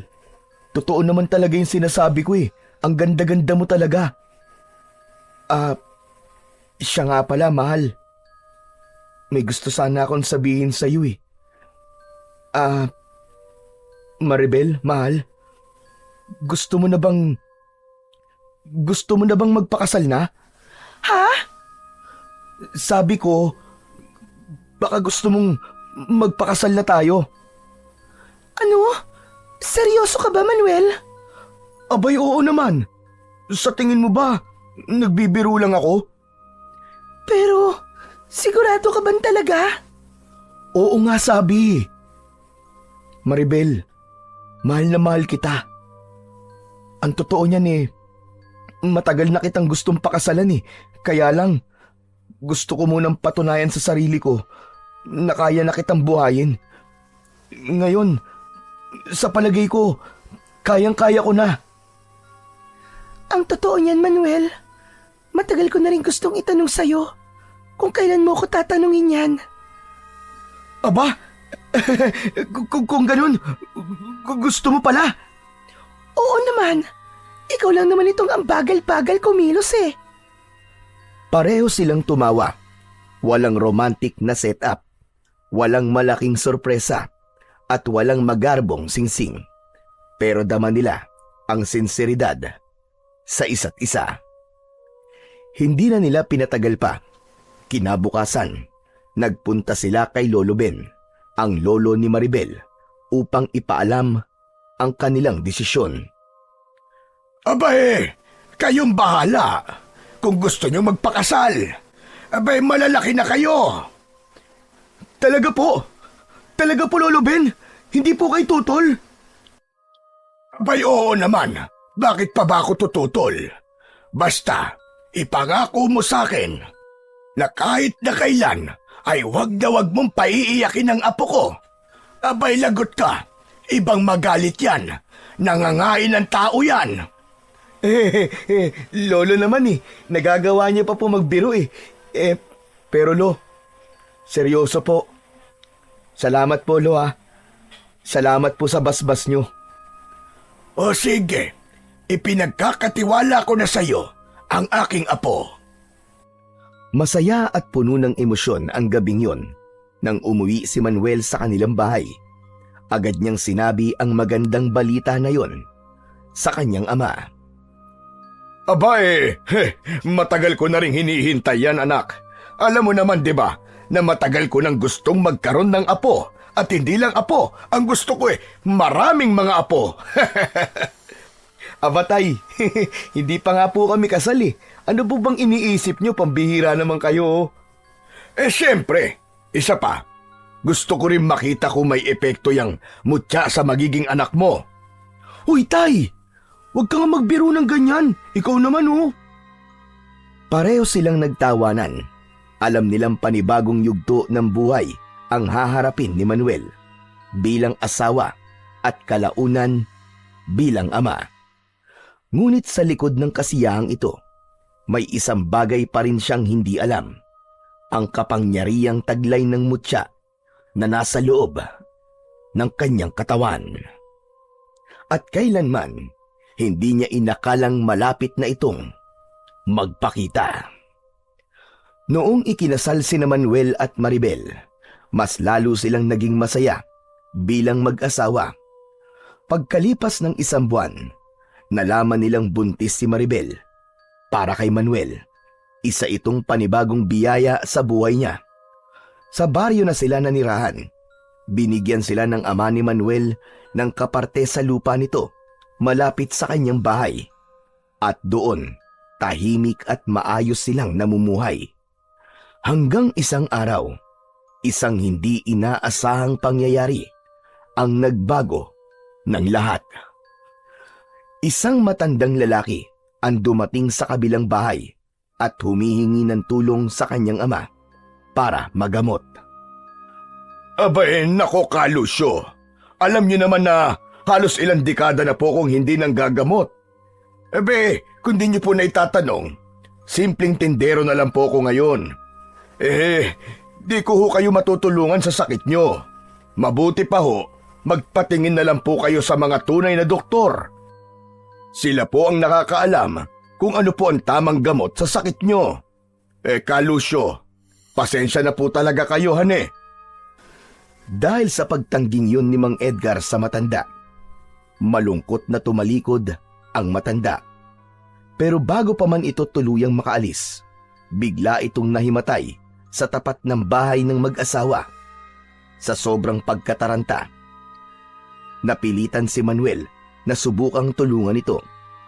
Wala siyang inaasahan, pero sa paghawak niya sa matanda, isang mainit na enerhiya ang biglang dumaloy mula sa kanyang kamay.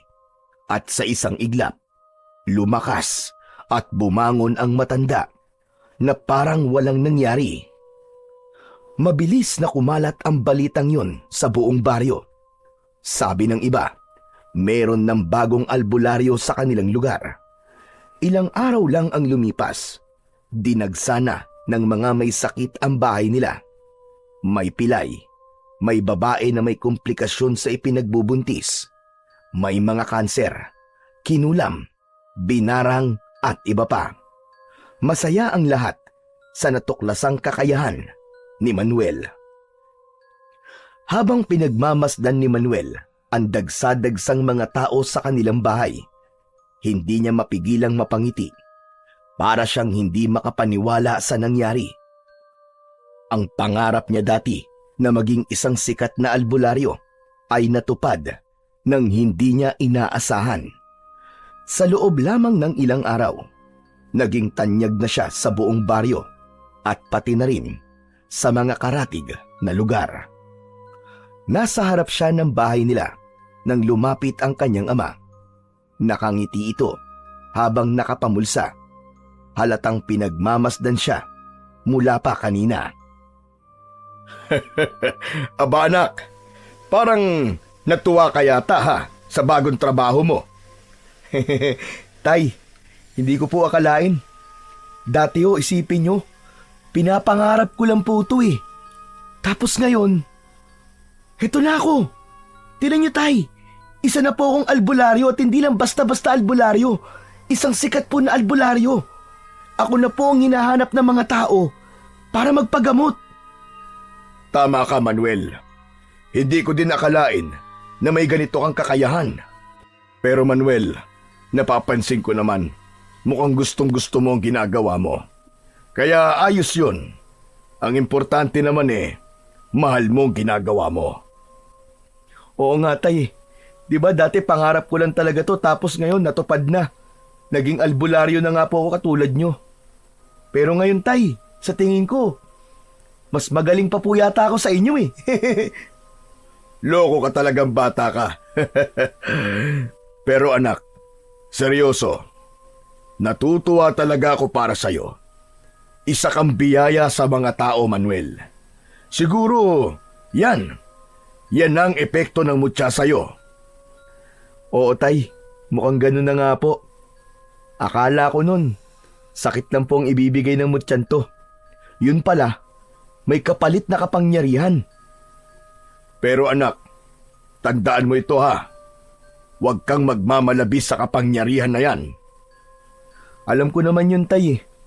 Kaya sisiguraduhin ko pong gagamitin ko po ito sa tama. Ayoko naman po na maging kagaya ko ng ibang manggagamot na puro pera lang po ang iniisip. Yan, maganda yan. Diyan tayo magkakasundo.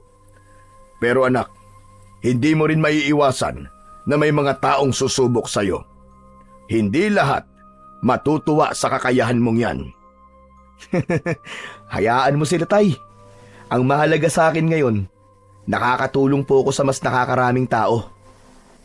Tama yan anak, at nandito lamang ako para gumabay sa'yo.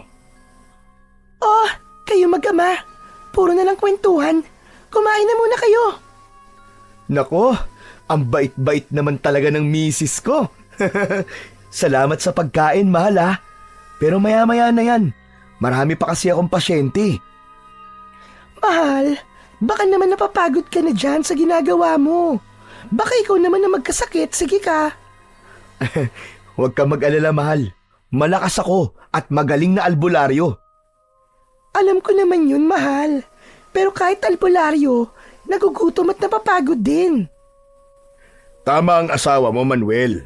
Palagi mong pakinggan ang asawa mo. Hay, pinagtulungan na nga.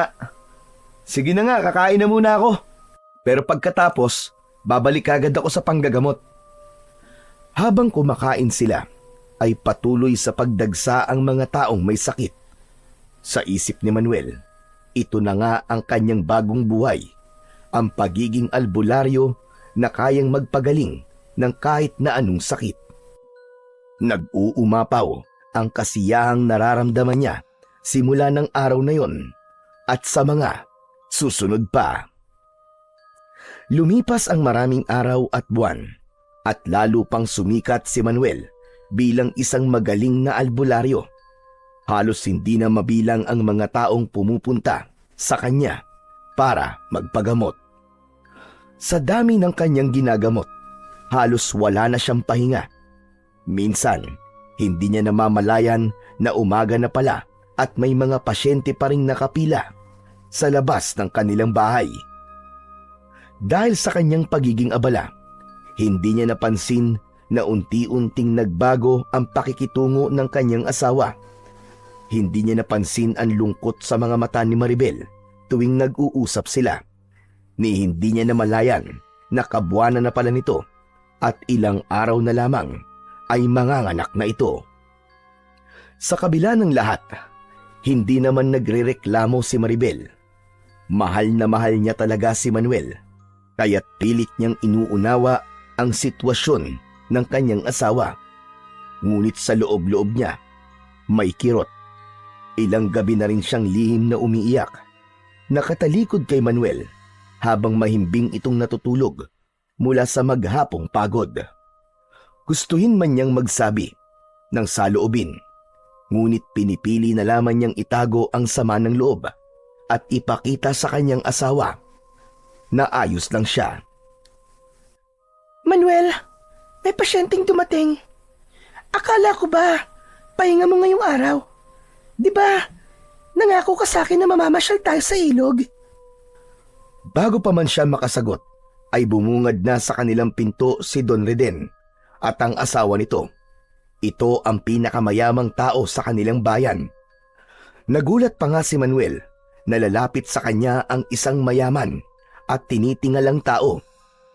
Pagtingin pa lang niya sa mga ito, halata na sa kanilang muka ang labis na pag-aalala. Namimilipit sa sakit ng tiyan ang kanyang asawa. Agad na humingi ng tulong sa kanya ang lalaki. At sinabing ilang beses na silang nagpadoktor at ilang albularyo na rin ang nilapitan nila para sa kondisyon ng kanyang asawa. At siya na lang ang huli nilang pag-asa. Manuel, ano na? Pero hindi siya nakinig sa kanyang asawa. Hindi niya kayang tumanggi sa taong nangangailangan ng kanyang tulong. Agad siyang lumuhod sa harap ng babae at marahang hinawakan ang tiyan nito. Wala siyang tiyak na alam sa pagpapagaling sa ganitong sitwasyon, pero parang may gumagabay sa kanyang mga kilos. Pagkatapos niyang masuri ang kalagayan nito, kumuha siya ng mainit na tubig at sinuob ang babae. Dinikdik niya ang luya, hinaluan ng konting asin at pinainom ito sa babae. Matapos niya itong dasalan, isang dasal na tila kusa na lamang pumapasok sa kanyang isipan. Ilang sandali pa, unti-unti nang bumalik ang kulay sa mukha ng babae. Ang dating pagdaing nito ay napalitan ng malalim na paghinga at sa isang iglap, huminto ang pagsakit ng tiyan nito. Labis-labis ang pasasalamat ng Don at inalok siya ng malaking halaga bilang pasasalamat. Pero hindi yun kinuha ni Manuel, maski ilang beses pa siyang pilitin ng Don. Pagkaalis ng mag-asawa, dun lang niya napansin na nakabihis na ng pambahay ang kanyang asawa. Manuel, bakit hindi mo tinanggap ang pera? Alam mo namang kailangan natin yun, di ba? Lalo na ngayon na malapit na akong manganak. Maribel, mahal, hindi ako gumagamot para sa pera. Hindi ko kayang singilin ng taong lumalapit sa akin para magpagamot. Alam mo naman yun, di ba? Pero kung sana nga binibigay sa'yo eh. Sa kabarya lang yun sa kanya. Sana tinanggap mo na. Para may pambili man lang tayo ng gamit o paro ng anak mo. Saka kung palaging ganito, paano naman tayo niyan? Paano ang kinabukasan natin? Mahal, ginagawa ko lang naman kung anong alam kong tama. Hindi ako nag-albularyo para magpayaman. Ginagawa mo ang tama? Para kanino? Para sa kanila? Paano naman kami ng anak mo? Hindi mo ba naisip na nangangailangan din ako ng atensyon mo, Manuel? Hindi lang sila ang umaasa sa'yo. Maribel naman, akala ko naman naiintindihan mong ginagawa ko. Ba't nanunumbat ka bigla? Bakit pinababayaan ba kita? Talaga? Alam mo ba kung anong petsa na? Alam mo bang kabuanan ko na? Alam mo bang gabi-gabi akong umiiyak sa tabi mo? Dahil pakiramdam ko, wala na akong halaga sa'yo. Maribel, hindi mo naiintindihan eh. Ikaw ang hindi nakakaintindi, Manuel. Para kang bulag sa lahat ng bagay, maliban sa panggagamot mo. Para sa'yo, parang wala na akong saysay. Maribel, hindi naman sa ganun. Ganun na nga yun eh. At alam mo kung anong mas masakit? Wala kang balak baguhin yan. Sandali lang, nakikiusap naman ako sa'yo. Huwag mo naman akong pigilan sa ginagawa ko. Huwag ka na magalit, mahal. Akala ko naman suportado mo ako. Akala ko din, Manuel. Akala ko din. Hindi. Kasi masakit pala na palagi nilang sila ang inuuna mo. Na sila palagi ang pinipili mo. Natahimik si Manuel. Wala na siyang maisagot sa kanyang asawa sa pagkakataong yon. Napayuko na lamang siya. Pinili na lang niyang wag na itong patulan sa pagmamaktol. Yumuko ang lalaki. Alam mo, Manuel, pagod na ako. Kung hindi mo kayang piliin ang pamilya mo, ako na lang ang pipili para sa sarili ko. Agad na binitbit ni Maribel ang ilang piraso ng gamit at nagsimulang lumabas ng pinto. Mahal! Maribel! Saan ka pupunta? Doon muna ako kay Lolo, Manuel. Puntahan mo na lang ako doon pag malinaw na ang isip mo. Nang araw ding yon, di na siya nakasunod sa kanyang asawa dahil nagsidatingan na naman ang marami pa niyang mga pasyente. Halos hating gabi na nang matapos sila. Nang mapansin ng kanyang ama ang lungkot sa kanyang muka, lumapit ito at tinapik siya sa kanyang balikat. O ano, Manuel? Naniwala ka na?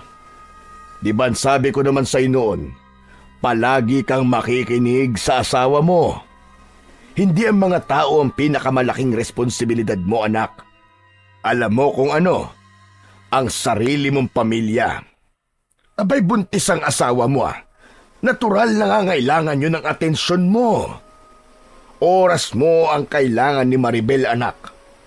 Bago mahuli ang lahat, sana'y maayos nyo to. Alang-alang sa magiging anak nyo. Oo nga, tay. Tama naman po kayo. Pero paano ko po gagawin yun, tay? Paano ko po tatanggihan ang mga taong nangangailangan ng tulong? Yung iba po sa akin lang po umaasa. Pero anak, sa'yo lang din umaasa si Maribel. Ano bang gusto niyong gawin ko, tay? Gusto niyo po bang ihinto ko na rin to? Tulad po ng ginawa niyo nun. Hindi ko sinabing itigil mo. Pero dapat, yung limitasyon, alam mo. Paano kung may mamatay kasi tinanggihan ko? Kaya po ba yun ang konsensya ko? Anak, hindi mo responsibilidad ang buong mundo. Kahit gaano mo gustong tulungan ng lahat, hindi mo magagawa yan nang hindi nagsasakripisyo ng ibang bagay. At sa pagkakataong ito, ang nasasakripisyo mo ay ang sarili mong pamilya. Tay, gusto ko pong ayusin to. Gusto ko pong bumawi kay Maribel. Pero hindi ko po alam kung paano eh. Wala nang ibang paraan, anak. Puntahan mo kagad siya bukas. Kinabukasan, maaga pa lang, ay gumayak na si Manuel para sunduin at makipag-ayos sa kanyang asawa. Pero saktong-sakto na paglabas niya ng bahay, ay isang masamang balita ang agad na sumalubong sa kanya. Anak, may masamang nangyari. Yung asawa ni Don Reden, patay na. Ha? Teka, anong nangyari? Ang sabi, sinalakay daw ng isang manananggal kagabi. Ano? Manananggal? Paano nangyari yun? Maayos naman silang umalis dito kahapon ah. Totoo daw yun, anak. Nakita mismo ni Don Reden kung paano pinatay ng aswang na yun ang kanyang asawa. Ano? Sigurado ba siya, tay? Sabi niya, nung pumasok siya sa kwarto nila, nakita niyang nasa ibabaw ito ng asawa niya. Mukhang babae daw pero walang iba bang katawan. Nakalaylay ang pakpak at ang mukha raw, hindi niya makakalimutan. Maputi, matalim ang mga mata at ang dila, manipis na parang patalim. Lumipad daw ito nang makita siya. Diyos ko, manananggal nga yun. Pinilit niyang habulin ang manananggal, anak. Pero mabilis daw ang manananggal.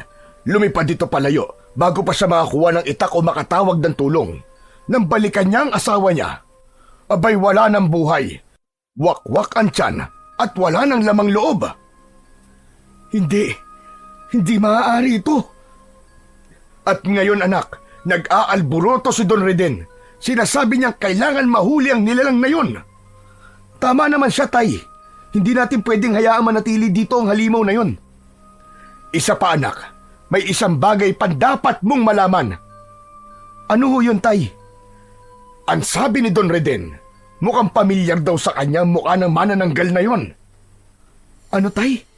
Pamilyar sa kanya? Teka, ano pong ibig niyong sabihin? Hindi niya matiyak. Pero ang sabi, baka daw isa sa mga kilala natin dito sa baryo. Biglang may dumating na grupo ng mga tao. Tulad ni Tatay Edgar, ay may dala din silang masamang balita. Marami sa kanila ang nawalan ng mahal sa buhay ng madaling araw.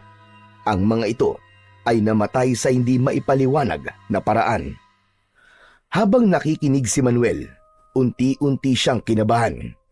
Lalong bumigat ang kanyang pakiramdam nang sabihin ng isa sa kanila na may napansin silang kakaibang koneksyon sa mga biktima. Iisa lang daw ang nag-uugnay sa kanila. Lahat sila ay naging pasyente niya. Sa narinig, tila siya binuhusan ng malamig na tubig. Hindi niya magawang magsalita agad. Hindi niya alam kung paano ipapaliwanag ang nangyari. Napansin niya na ang mga tao ay unti-unting lumalayo sa kanya. Ang tingin nila sa kanya ay may halo ng pagdududa. Mabuti pa, anak. Puntahan mo na yung asawa mo. Ako nang bahala dito, sige na. At mukhang mas makakabuting doon ka na lamang muna. Sige tay, salamat po. Agad na lumakad na ang lalaki. Pagdating naman niya sa bahay ni Lolo Ben, narinig niyang umiiyak ng malakas si Maribel. Nanginginig ang kamay nito habang yakap-yakap ang isang maliit na puting kahon. Sa isang iglap, parang gumuho ang mundo ni Manuel. Hindi na niya kailangan magtanong. Alam na niya. Dahan-dahan siyang lumapit. Pero bago pa man siya makapagsalita, inunahan na siya ng matanda. Wala kang karapatang lumapit, Manuel! Wala! Kasalanan mo ito! Lolo, hindi ko po alam, Lolo. Hindi ko po alam na mangyayari to. Hindi mo alam! Hindi mo alam! Napabayaan mo ang sarili mong asawa. Sinasamba ka ng mga tao sa baryo, pero ang mismong pamilya mo, hindi mo na nabigyan ng halaga. Ngayon, tignan mo ang ginawa mo! Tumalikod si Maribel. Yakap pa rin ang kahon. Tahimik siyang umiiyak. Wala nang lakas para makisali sa gulo. Ni hindi siya nilingon ng asawa, kaya lalong nadurog ang kanyang puso. Mahal, umalis ka na! Umalis ka na rito, Manuel! Bago ko pa makalimutan na naging manugang kita! Gusto niyang lumaban, magpaliwanag, pero alam niyang wala nang silbi ang anumang sasabihin niya sa oras na yon. Wala na siyang nagawa kundi ang tumalikod. Masamang-masama ang kanyang pakiramdam sa pagkawala ng kanyang anak. Parang dinurog ng gusto ang kanyang puso. Naglakad siya ng walang patutunguhan hanggang sa pagtingin niya sa paligid. Nakita niya ang sagingan, ang lugar kung saan niya nakuha ang mutya. Doon tila parang sumabog ang kanyang galit. Nilapitan niya ang mga puno at tinibag ang mga yon. Doon niya lahat binuhos ang sakit at ang puot na kanyang nararamdaman. Bakit? Bakit ko pa kinuha ang mutya? Kung alam ko lang na ganito magiging kapalit! Sinuntok niya ang lupa, paulit-ulit, hanggang sa maramdaman niyang dumugo na ang kanyang kamao. Wala siyang ibang sinisisi, kundi ang sarili niya. Ang kanyang kagustuhan na makatulong, ang pagnanais na maging isang dakilang manggagamot. Iyon mismo ang naging dahilan ng lahat ng trahedya sa buhay niya. Maghapon siyang nanatili sa gubat, nakatulala at walang ganong kumilos. Nang sumapit ang gabi, napagdesisyonan niyang bumalik kay Maribel. Kailangan nilang mag-usap. Kailangan niyang itama ang lahat. Kahit pagalit ito sa kanya, kahit pa hindi siya matanggap, hindi siya pwedeng sumuko. Habang naglalakad siya sa madilim na daan pauwi, biglang may pagaspas ng hangin ang dumaan at paikot-ikot sa kanyang itaas. Napahinto siya at tumingala, at doon niya nakita nakalutang ang manananggal. Hindi naman nagdalawang isip si Manuel. Mabilis siyang kumilos. Dinukot ang isang bote ng langis na laging dala niya at ipinahid ito sa kanyang kamay. Naghanap siya ng anumang maaaring ipanlaban sa aswang. Sa kanyang pagmamadali, napansin niya ang isang sanga na sakto namang matulis ang pagkakaputol. Isang perpektong sandata laban sa halimaw. Biglang sumugod ang manananggal.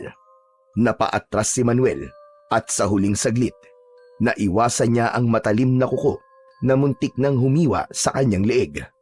Ngunit hindi pa ito tapos. Muli itong sumugod. Mas mabilis, mas mabangis. Sa gitna ng labanan nilang dalawa, dumating naman bigla si Lolo Ben. Tama na!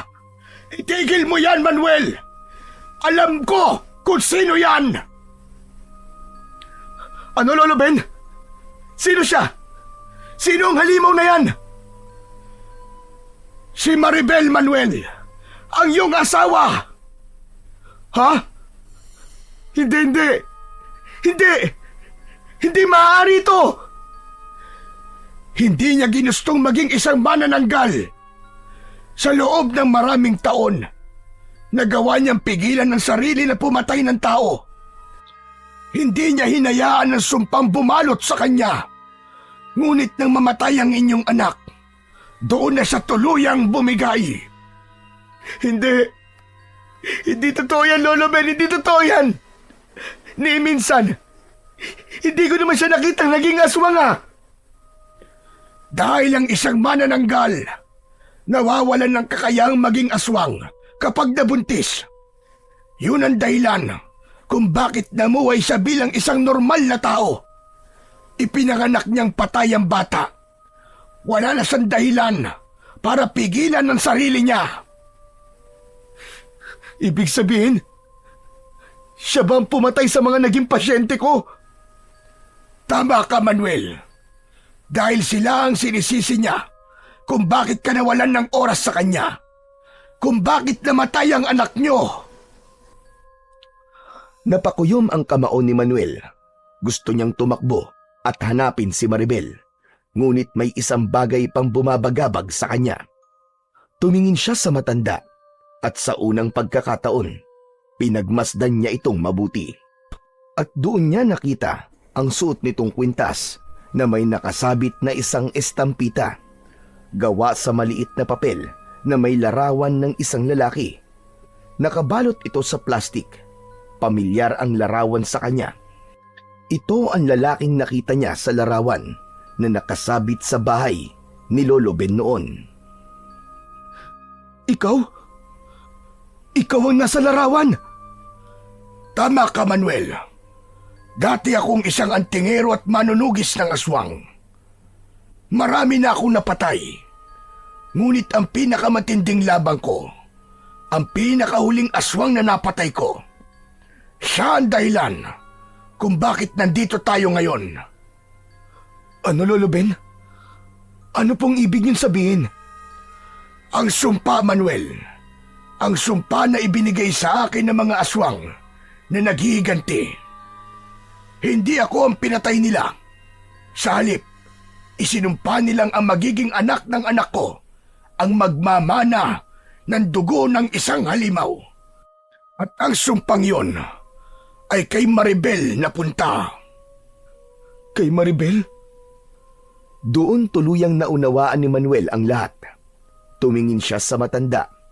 Puno ng determinasyon ang kanyang mga mata. Hindi maaari ito. Ililigtas ko siya, Lolo Ben. Ililigtas ko ang asawa ko.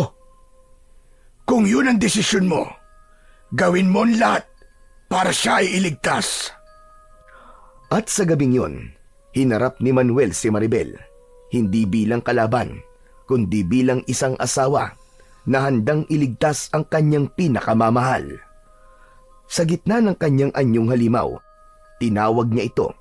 Hinayaang marinig ni Maribel ang kanyang tinig, ang kanyang mga pangako. Mahal, nakikiusap ako sa'yo. Bumalik ka na! Maribel! Bumalik ka na! At sa huli niyang pagsigaw, unti-unting may malakas na hangin ulit sa itaas. Bumulusok pababa ang aswang. Bumalik ito sa kanyang putol na katawan at umiiyak na lumuhod sa harap niya. Manuel!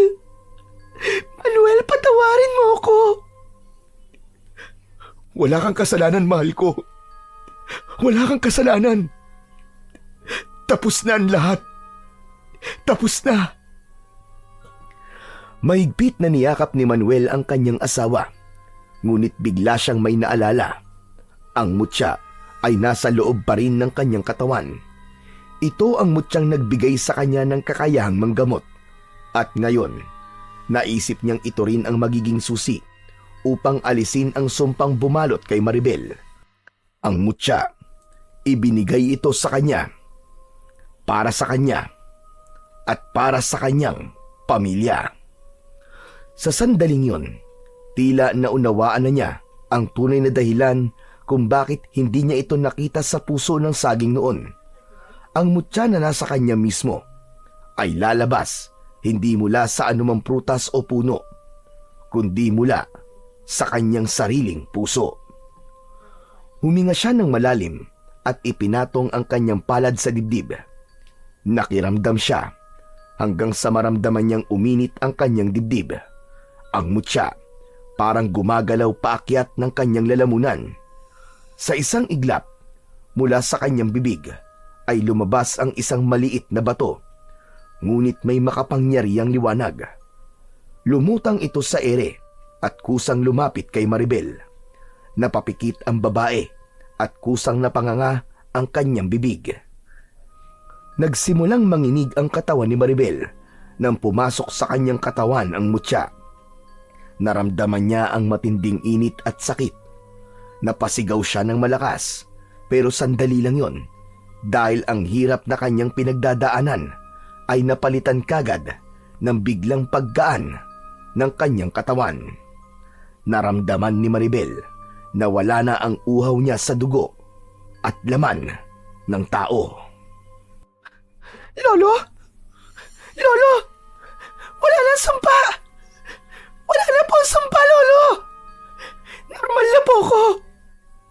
Diyos ko! Patawarin niyo po ako sa mga nagawa ko! Salamat po! Dahil wala na po sumpa sa aking katawan! Matapos ang gabing yon, nagkasundo ang mag-asawa. Hindi na sila bumalik sa baryo at pinili na lang na manirahan sa gitna ng gubat kasama si Lolo Ben. Hindi na sila bumalik dahil kahit alam nilang nawala na ang sumpa, hindi na sila matatanggap doon ng mga tao. At tiyak nakamumuhian siya ng mga tao kung sasabihin niyang tinalikuran na niya ang kanyang pagiging albularyo. Doon bumuo sila ng bagong buhay. Nagkaroon sila ng maraming anak, malulusog, malalakas, at walang bahid ng sumpa. Hindi man marangya ang kanilang buhay, pero puno ito ng pagmamahal, pangunawa, at kapayapaan. Sa kabila ng lahat ng pinagdaanan nila, natagpuan nila ang tunay na kahulugan ng isang pamilya. Hindi sa kung saan ka nakatira, kundi sa kung sino ang pinili mong makasama habang buhay.